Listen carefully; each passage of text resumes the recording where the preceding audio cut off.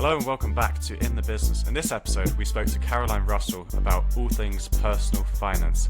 We went over all the basic things that you should know as a young person. Caroline, thank you very much for joining us. Thank you for having me. Can you start by telling us just a bit about yourself and what a financial advisor does? So I'm Caroline, local in Suffolk, and financial advice is more about making sure that you've got the right things in place so that you're making the most out of your money, that you're doing the right things. It's less about what stocks and shares to buy or where to invest your money. It's just about making your money work for you. Sure. Do you think that young people come out of school not really understanding what to do with their personal finances? Because I certainly felt that that was the case for me. Yeah, 100%, because we're just not taught it in schools, let's face it. We're Yeah. not told how much does electricity cost or how to manage your credit card if you have to get one, because scenarios in life do happen where you need it. And we're just not taught the basics, which is ridiculous. Well, yeah, it's unbelievable, really. I didn't know anything until I started doing a bit of research myself, like 2 years out of school. But yeah, so tell us, why should a young person start investing instead of just putting all their money in a bank account? So it's a difficult question to answer, because I think you'll see a lot of posts out there on social media and things saying you need to invest this, or those rules where you should say you should put 20% of your salary to this or 20% of your salary to that. But if I'm honest, it's all BS, because you need to make sure that it's going to work for you. It's all good and well putting away money into stocks and shares and investing if you can't pay for your bills at the end of the day. And it's not always easy, but I think having a basic understanding of what things mean, what's going to work for you, when to maybe start to look at them, and just having that conversation. Yeah, okay. Are there lots of benefits to starting really young, say at our age now? Is there benefit to doing that? Yeah, so you're going to benefit massively from compound interest, and it's a magical thing. So all of your reviewers, I'd say what you need to do is look on compound interest. You can Google it, ChatGPT it. I'm sure that's what you guys do now for calculators. But just compound interest calculators, have a look, have a play around, because it blows my mind. So that's the main thing you're going to benefit from. The longer you have to invest, the more your money is going to grow. Yeah, I want to talk about compound interest, because could you explain that in very basic terms for us and how that works? Yeah, I'll try. Basically, if you got a set amount that you've just invested, say it's a lump sum or regular you've got going in, that will earn interest, and then that interest will earn interest, and then that interest will earn interest, and then it goes and goes and goes and just snowballs, and it just snowballs massively over that longer period of time. I suppose then the idea is that 20 years later, you look at your bank account and you're like, bloody hell, how did that happen? That's it. Is That's that the thinking? idea. That's the dream. That's it. So following on that point, is it ever too early to start thinking about retirement plans, essentially? Because, I mean, young people, they don't think about that. They're not like, what am I going to have at retirement? But is that a good idea? It's definitely a good idea, 100%. As I say, I think sometimes you've got to be realistic in that you've got to live now as well as living in the future. There's always that balance there. But you'll benefit from that compound interest instantly from that long period of time. You're going to get tax relief. But if you are employed, and I know you guys are about business owners, but even if you've got a limited company that you're in and you run, having that auto enrollment and paying from the company as well as yourself stacks up massively over that time as well. Okay, it's definitely worth thinking about. So if you're someone, I know you mentioned those targets, you're like, this unrealistic to say 20% of your income into that. But say you are saving a certain amount and you want to start investing it. What is the very first step? Like, where do you even go to invest? Like, what do you do? What's the very first thing? That's it. And that's a difficult one as well, because ideally you want to be speaking to a financial advisor, but I get it, because people think I need to be rich to talk to a financial advisor, and you don't. So there are many options out there. And like with anything in life, there's DIY options. So you can go online, do those research, use those DIY options on there. Like your trading 212 and things like that. That's quite popular. Yeah, it's a popular one, isn't it? Yeah, that's a popular one. So that's one to start. Just research, do lots of research into it. Or speak to someone like myself who, if you want that more bespoke guidance. Yeah. So you got to find, is it a stock broker platform or something? Yeah, so you've Is- got platforms out there, which basically works similar to a train platform. If you wanted to have an analogy, you imagine you're standing on a platform waiting for a train, and the train comes in, and each of carriage of those trains are like an investment portal such, or a Yeah, wrapper, or an investment wrapper. So things like pensions, ISAs, collective investment accounts, they're all there for you to view on one platform. yeah, sure. So you mentioned some of those terms like compound interest. Other terms that seem really daunting. I guess like what is a stock versus what is a bond? Like Yes. I have no idea myself.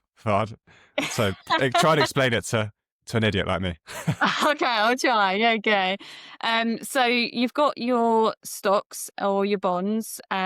So your bonds they're like loans to companies or governments. So they work similar, I suppose, the best way to look at it in way of a loan from your bank to you, and that you'll pay interest back to them. So it's like a loan the other way. You're loaning that money, it's going to give you interest on top of that. And they're usually fixed rates and things like that. So they're lower risk. You've then got your shares, Okay. your stocks. So you've got shares, which is literally shares in companies and things like that. So they're the more volatile times. So the Yeah. easiest way to look at it is shares in companies that you own. So bonds are lower risk because they are just a Yeah, fixed return, but are they also lower return as a result? exactly. Yeah. So you have got that balance between risk and reward, like you have in anything in life. So the higher you have as risk, the higher your returns could be, but you're going to see those massive drops as well if you do too high risk. Yeah, we want to talk about risk in just a moment, but one more set of terms. What is an Yeah. index fund? It's just like a tracker fund. Okay, In simple sure. terms, or just track an index, or a particular bespoke tracker fund, anything like that. But it's just a tracker rather than someone who's actively making changes to the markets and bespokely doing that for you. Index is just, it's like a tracker. Okay, sure. One more one. Sorry to put you under all this Yeah, pressure, but that's all an right. an ETF. I've seen that around a lot at the moment. So what actually is an ETF? Yeah, so it's an exchange traded fund. So we're getting technical now. Christ, you are asking the questions, and this isn't even my expertise. This is stockbroker stuff. This. But basically, that, yeah, again, it's a tracker fund. So you've got three main investment manager types, just to kind of go into it to explain it in more detail. You've got actively managed, which is your active fund manager, hands-on approach, looking at markets, making those amendments and rebalancing constantly. You've then got the opposite side to that, where you've got a passive fund manager, a bespoke made tracker fund. So they're your more passive funds. So you tracker funds, Yeah. but both of them have their pros and cons, and it's just about Okay. finding what's best for you. Sure. Sure. So when talking about risk, how can a young person invest without taking too much risk? Just dip your toe in. Look into the lower risk funds. So ideally, you can look at those fixed interest bonds and things like that to start with. See how that works. Maybe half of it in bonds, half of it in your shares, just to have that diversity as well. So diversity is massive, and not only in different types of companies, but globally, across different types of funds or investments and assets. So just dip your toe in somewhere low risk, and you can always increase that risk as well. So as a general rule, the higher risk you have, the more equities or shares, stocks you have in that portfolio. Sure. Okay. Would you say that differs from someone that's older? Like, what are the different strategies if you're, say, Yeah. 20 or 54? Yeah, again, it does depend on the time frame, but the more time you have, the more time horizon, technically, the more risk you can afford to take, because the longer it's invested, the more time your funds have got to recover from any ups and downs in the markets. So if you have got long time, so if you're looking at pensions and you're investing until your mid-50s or so, then you could afford to take a higher risk, but you've also got to be comfortable with it. Yeah. Okay, so financial advisors, they focus on different areas. What is your specific area of expertise? It is mainly, well, I try and look at everything with regards to financial planning. So it's about just taking away what it is that you are looking to achieve, what is your goal, and then making your plan work. It's like a sat nav, but for your finances. That's basically what I do. So I say, right, this is where you want to be. This is what you need to be doing to get there. Yeah. I mean, the thing I take away from that is you got to have a goal with what you want, really, as the Yeah. sort of the bedrock of your personal finances. Do you think most people actually don't have a goal? You do see that. However, when you then dig a little bit deeper, it could be like, well, I'll see someone who's in their 20s and say, I want to invest some of my money. You dig a little bit deeper and get to the nitty gritty of why. It could be like, oh, because I want to retire at 50, or I want to buy a nice car when I retire just to celebrate, or I want to go on a round cruise, whatever it might be. There'll always be a goal, even if you just have to get a bit of conversation around what that goal might look like. Sure. Okay. I feel like something that's never really mentioned is pensions.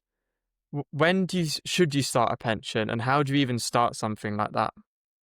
So usually you get the auto enrolment if you're going through an employer, but if you're focusing on business owners, get a personal pension. As I say, you can go to your DIY options online, like your trading 2 on 2 and things like that. Or you can come to someone like myself and we can set one up that's going to be bespoke. It's more bespokely made. It's more comprehensive in what is it that we need it to do. We'll go through your attitude to risk. There's multiple ways of doing it.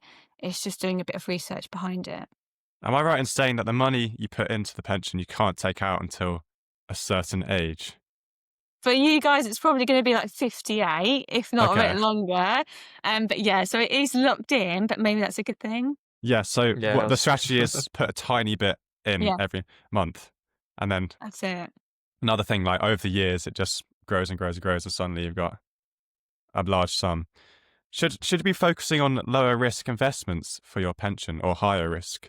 Like, do you want to see it really grow? Is that Yeah, the well, you general do. strategy? Yeah, Absolutely. Everyone wants to see it massively grow, don't they?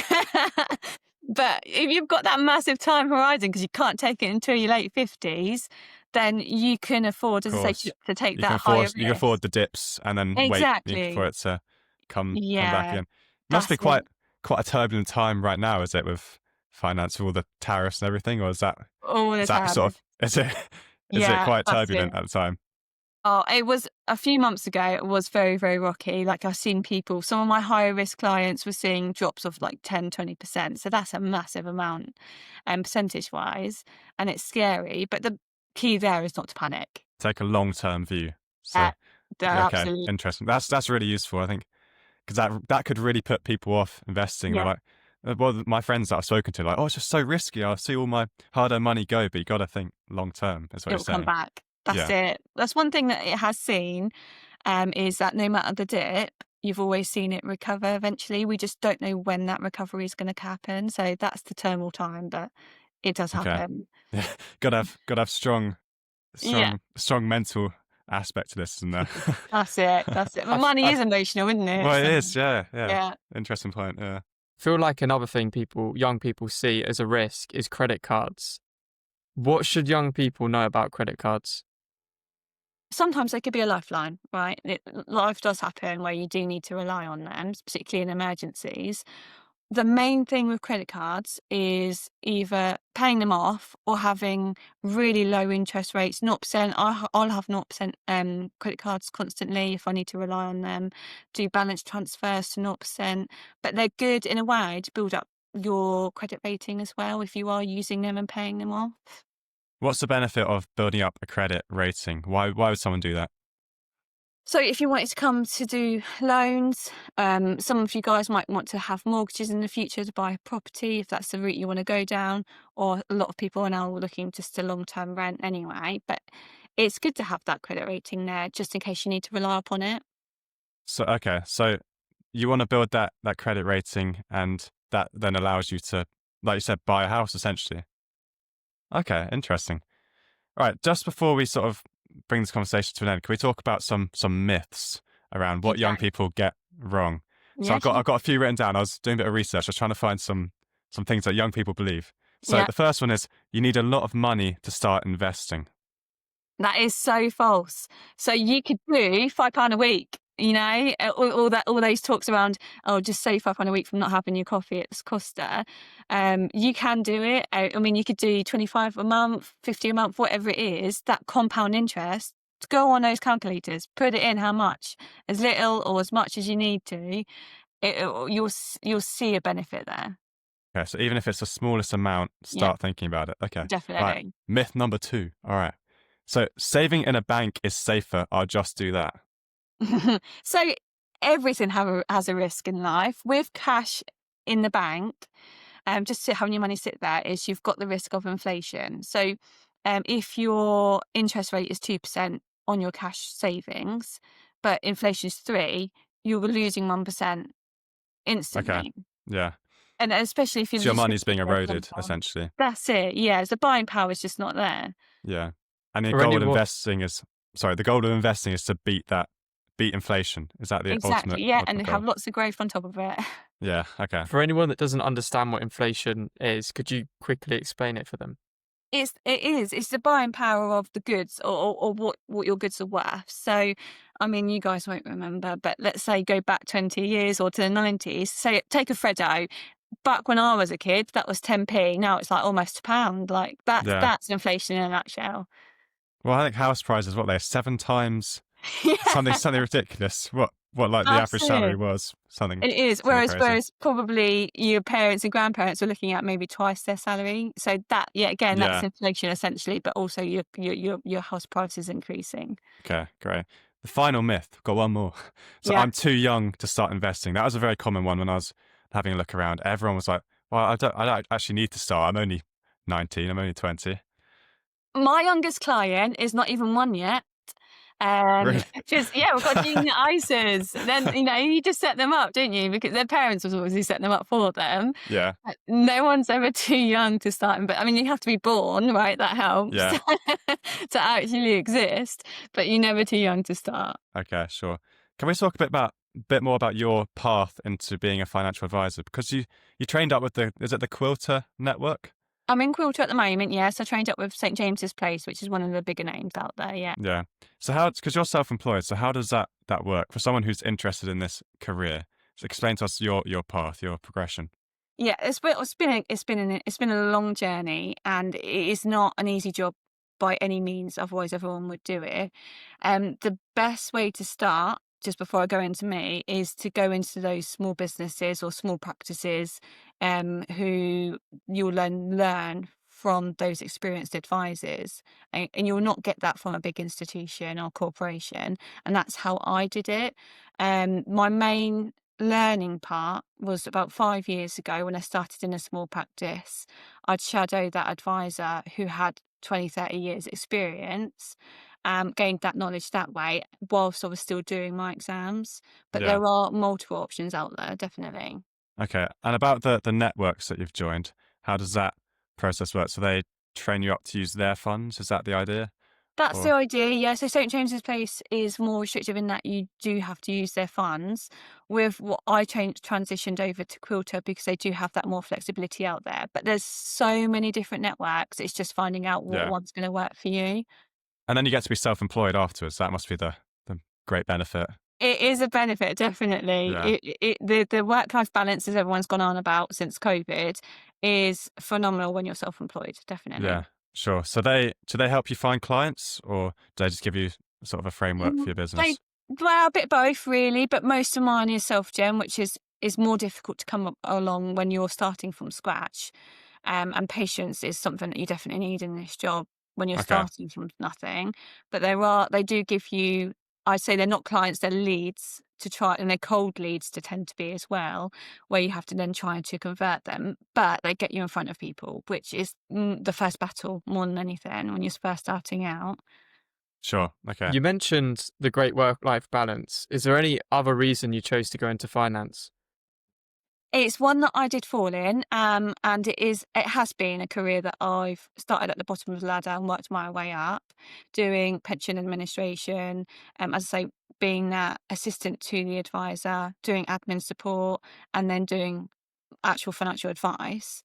So that is how I've Yeah. built up to where I am today. I suppose it must be quite a people-based role as well. That must be nice. You got to be like a people person. You're always talking to people, I Yeah, imagine, and they come into all your the office. time. Yeah, that Yeah, always no seems to me like the different. best part. It Yeah, is, and it is my favourite part, to be honest. yeah, I absolutely love that part because I'll be out seeing clients all the time, and all the admin bits that I don't necessarily enjoy, I outsource to people who are better than me at the admin part. yeah. Sure, lovely. Okay, so what's one thing you wish you had known about money when you were 20? The compound interest and the magic that does bring, to be honest, because it is mind blowing, and also not to be too scared of having mortgages or paying mortgages off, or renting, and the stigma around renting being the lower part of owning or being in a house. It's not actually all that bad at all, and there's just that society view on it, isn't there? Yeah, I sure. happen over there. So owning a house isn't everything, as much as I do, but not to put any too much pressure on yourself. I think it's important, as I said before, to live today as well as save for tomorrow. Yeah, okay. Life's too short. Building on that, if someone's feeling totally financially overwhelmed, what's Yeah. one small step that they could take to improve their financial future? So the basic foundations of any financial plan is your budget. How much do you actually spend every single month? If you don't know that number, then you've got nothing to build up from. It's the most boring task out there. I get it, knowing where your money actually goes, but you do need to know that figure. That's the first thing you need to do. So get that figure and then go from there. Exactly. Caroline, thank you very much for talking to us today. That's been Well, very thanks for useful. Thank having you. me. Hello and welcome back. We hope you enjoyed that episode. I thought it was a very useful episode. You know, the main highlight was the importance of starting early, and you don't have to have a lot of money to start investing. Then you think Yeah. you could just have a small amount that's regular and consistent, Just getting started. and is know the your main thing. numbers. You know, at the end she was like, you got to know your budget, how much you're spending. Just even thinking about those things can really improve your financial situation. What about you? I- What did you I think? agree, and I think it's something that a lot of people just don't think about. Yeah, Because if we're being honest, sometimes finances can be tight, and it's a lot easier just to turn a blind eye to it than to actually tackle it hand on. yeah, and it's also really useful to go over those terms that you hear a lot. So like stocks versus bonds or compound interest, and just having a basic understanding can really help. So that's what we hope you got from this episode. Yeah, that you come away with a bit more understanding about your personal finances. Again, thank you very much for listening. We hope you enjoyed the episode. Leave us a comment, leave us a review. We can take the punches, so we want to hear what you think.